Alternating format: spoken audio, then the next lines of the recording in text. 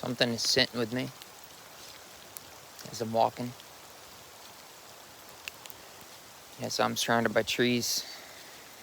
I'm thinking about life.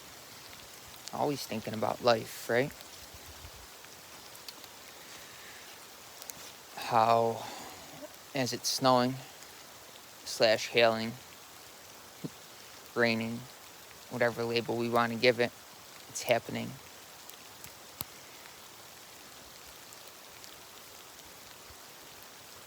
If you can picture life as a series of stop frames, still images, right? It's beyond happening.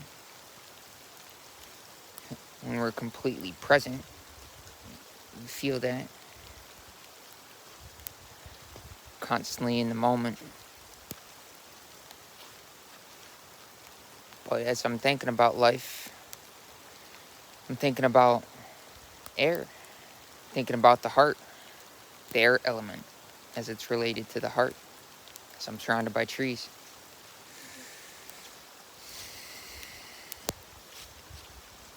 And how this air is simply giving life to everything around it. It doesn't necessarily love us, but it's still giving life. And I'm thinking, that's how we can be. Simply giving life, nourishing everything around us. It brings to mind something said by Jesus, Yeshua, about purity. That's what the tree to me is symbolic of, purity.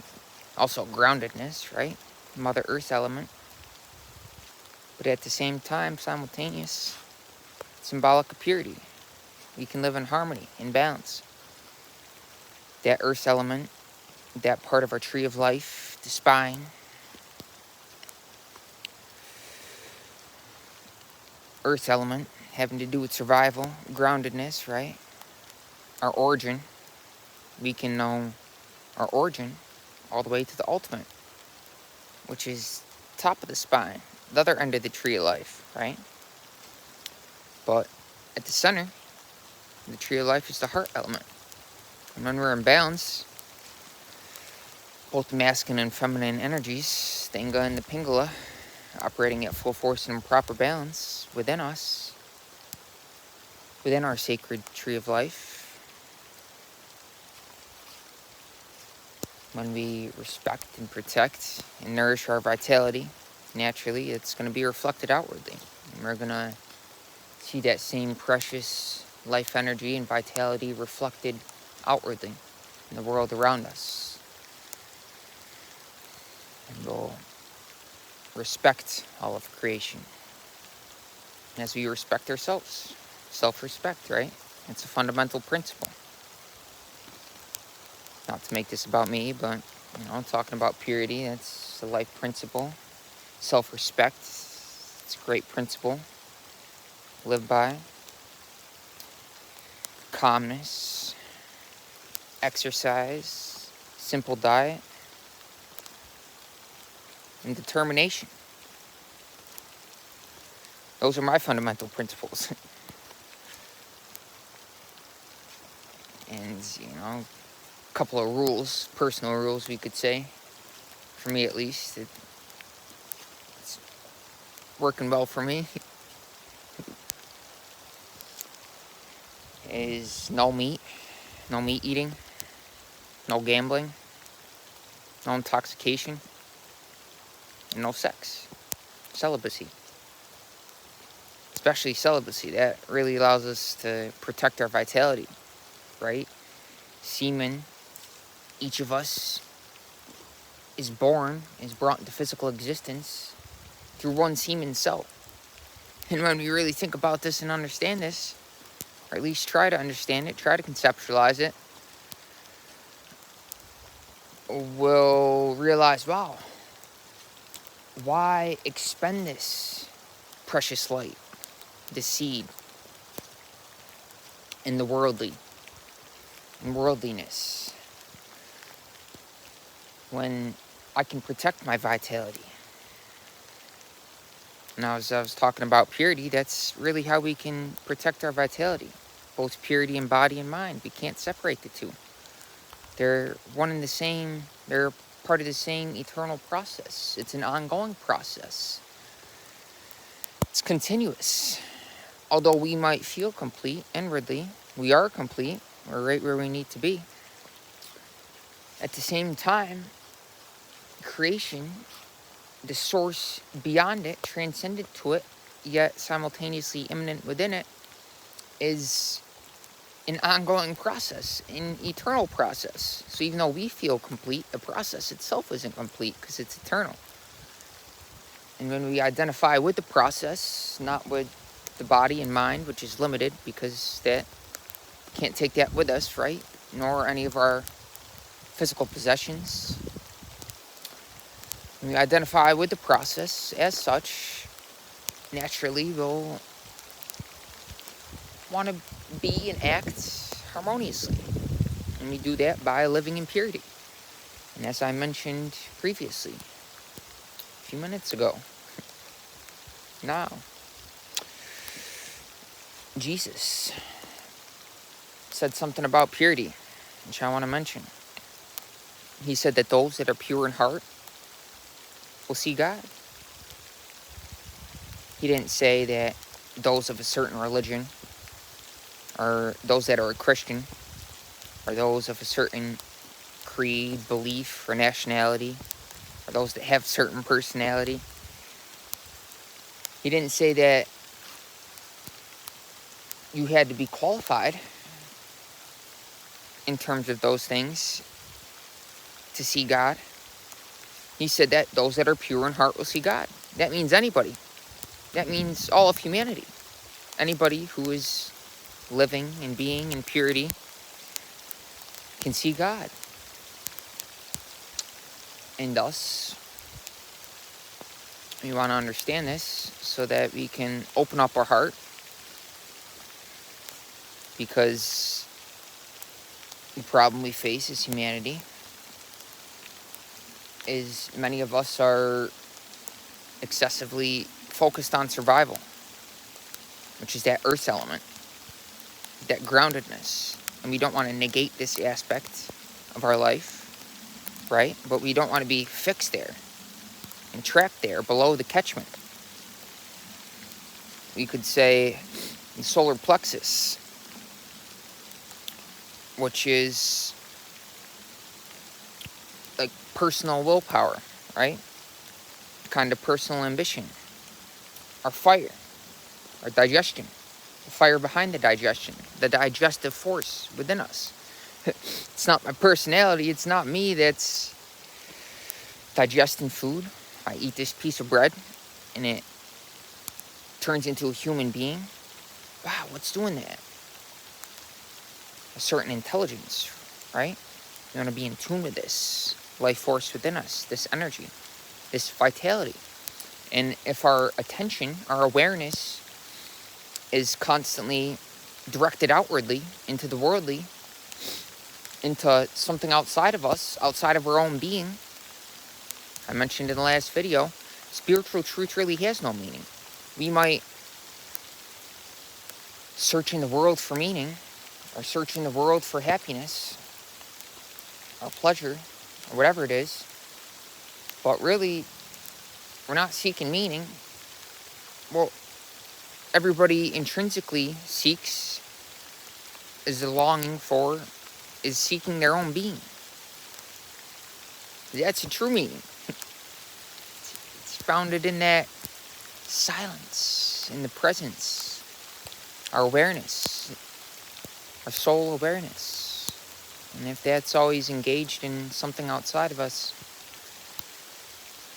we'll miss the beauty of the presence, the present moment.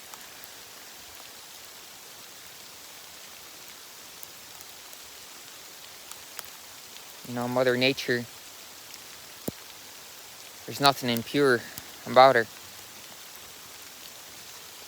It's only man's ideas, only thoughts, projected upon her, upon creation, which may make her seem impure.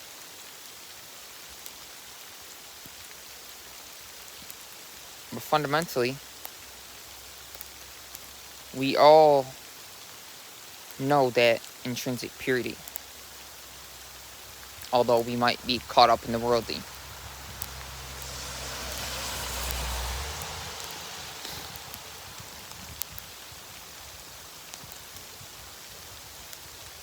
Although we might identify with physicality, identify with the body. There's nothing wrong with the body, right? But it's limited. Can't take that with us. That's not the eternal process. It's part of the process.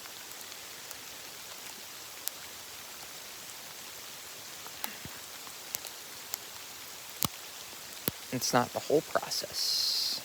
The whole process is a force, an energy beyond the body.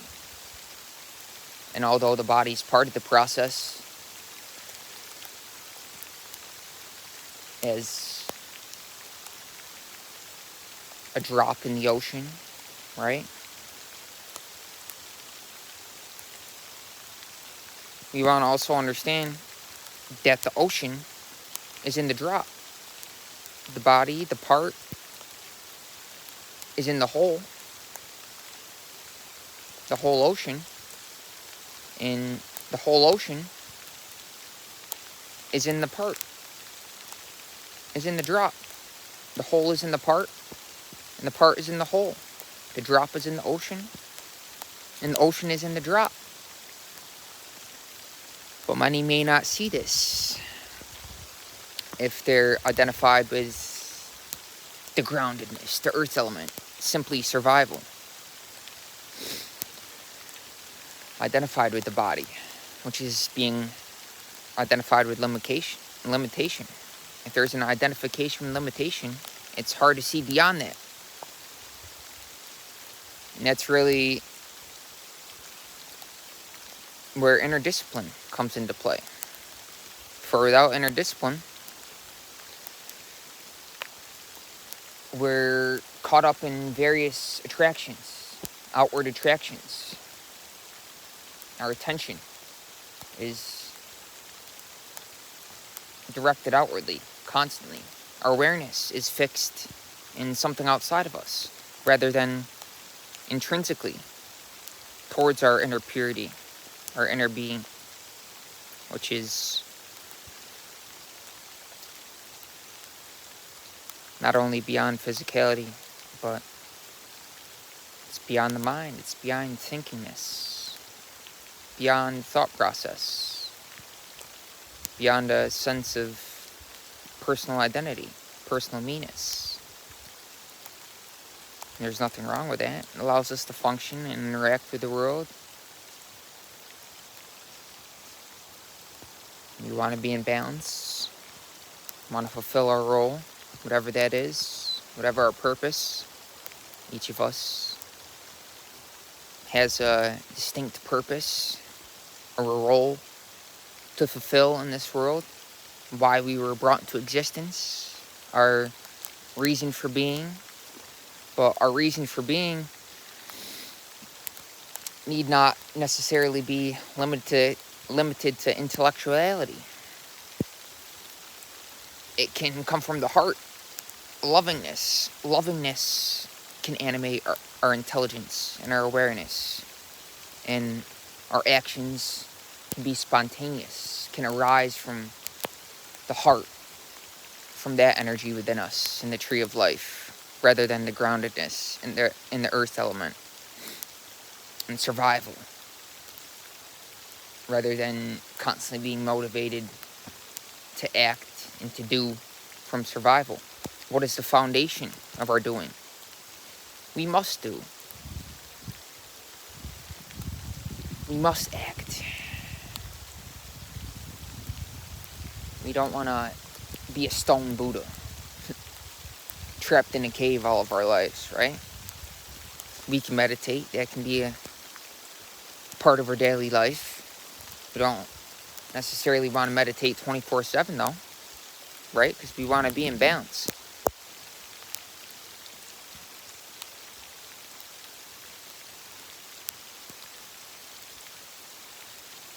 So what's the foundation of our doing this? Is it beingness, which really starts at the heart element? The higher mind starts at the heart, and then the throat, and the third eye, and the crown chakra, which is actually outside of the physical form, the physical structure, outside of the body. And our energy peaks there. There is no sense of body, no sense of mind. It's pure awareness. It's beyond time. It's really fundamentally inexplicable. You can't ascribe words to it because it's beyond linearity. It's beyond the personality. Like I said, it's beyond time. It's beyond cycles. Everything from the physical to the atomic level is cyclical.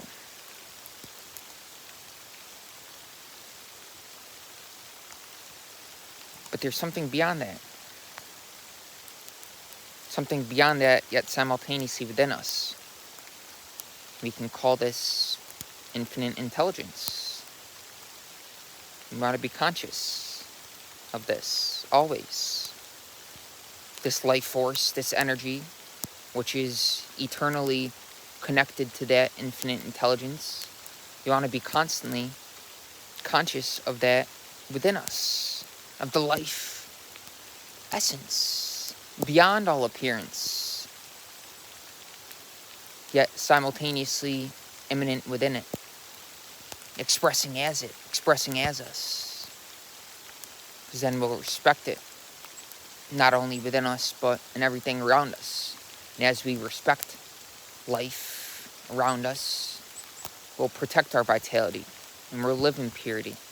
We won't just consume mindlessly. We won't be caught up in the worldly. We can be a part of the world, we can be in it, but we won't identify with it. We won't confuse that as our fundamental identity. We'll see things clearly. We'll see beyond the matrix, as it's called nowadays. Called different things in other times. Called Maya. M-A-Y-A, right? Called many different things. But truth, regardless of time, place, never changes. Truth is always true, no matter who is speaking it. It's or being it. It's really something that we be.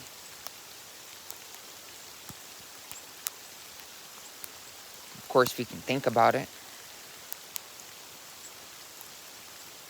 but truth is really beyond reason, beyond mind, and beyond meaning, beyond time.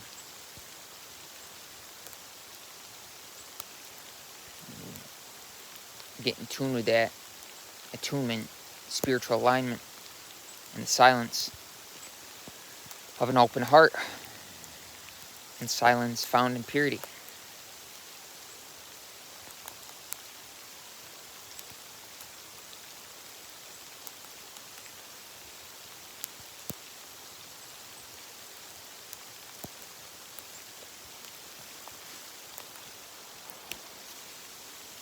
Snow White, purity.